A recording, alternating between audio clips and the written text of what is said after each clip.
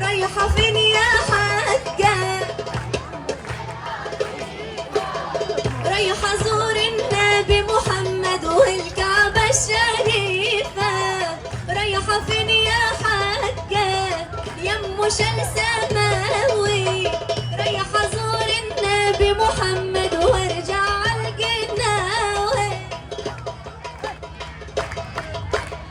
يا أم القطيف